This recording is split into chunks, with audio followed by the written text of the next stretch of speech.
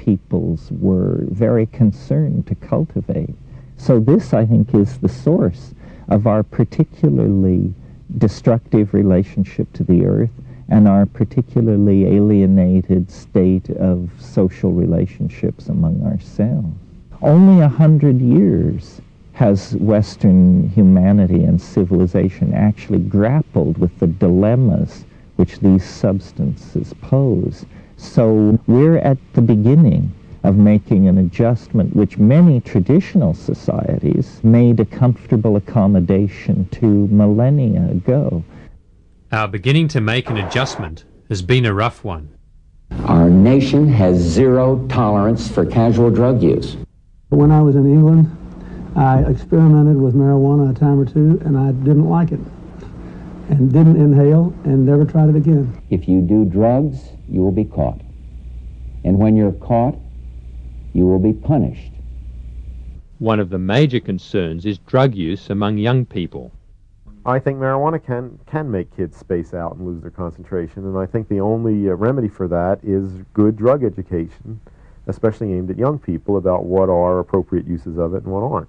And I don't think it's a good idea to be stoned in school, for example. But we don't have any real drug education at the moment, because in the present climate, that's impossible. You can't admit that illegal drugs have any positive uses.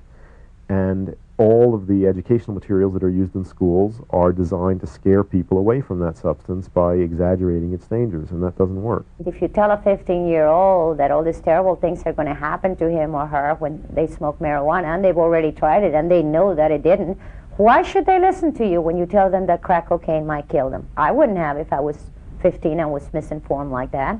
I think that kind of education has a very negative effect. I think it enormously stimulates curiosity on the part of young people to try the forbidden substance. Now, I can imagine a few whispers out there. Maybe you think we'll never get drugs under control, that it's too easy for the dealers to get back on the street. Well, those days are over, too. The revolving door just jammed. Some think there won't be room for them in jail. We'll make room. We're almost doubling prison space. Some think there aren't enough prosecutors. We'll hire them, with the largest increase in federal prosecutors in history. America is now the country with the highest rate of incarceration. Approximately 20% of criminal convictions are marijuana-related. There is no inherent psychopharmacological harmfulness of marijuana, which is anyway comparable to the harm of arresting more than 400,000 people, mostly young people, for marijuana transgressions every year in this country. We will look back on this era and the response to drugs in this country and think that was worse than what happened in the McCarthy era.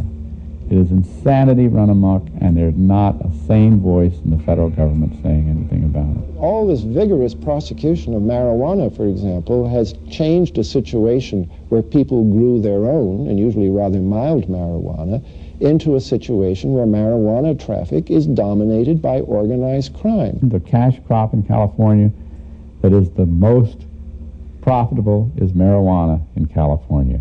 A number of other states also depend heavily upon the production of marijuana. In addition to that, you have the profits made by banks through laundering money.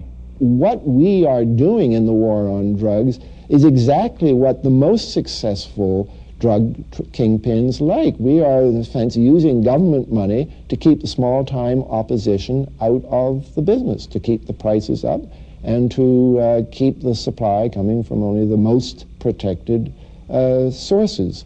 Prohibition breeds corruption, it breeds a black market.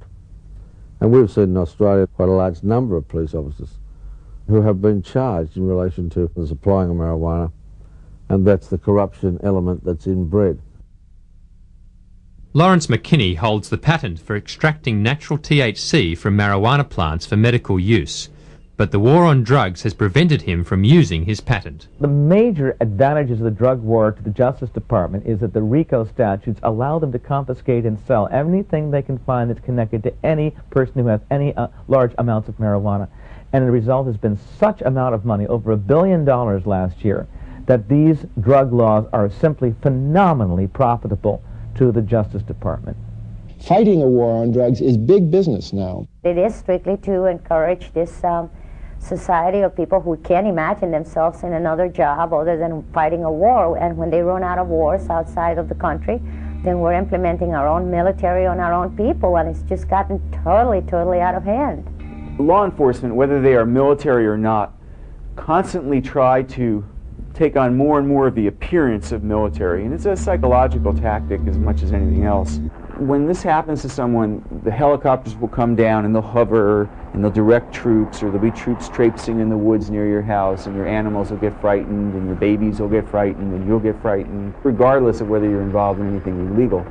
When the walls have begun to crumble, when the laws have begun to burn, when the wind is singing freedom, when the stone begins to turn, when the wind is singing freedom, when the wind is singing freedom, when the wind is singing freedom, when the wind is singing freedom,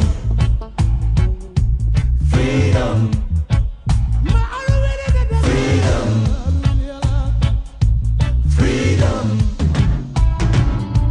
freedom,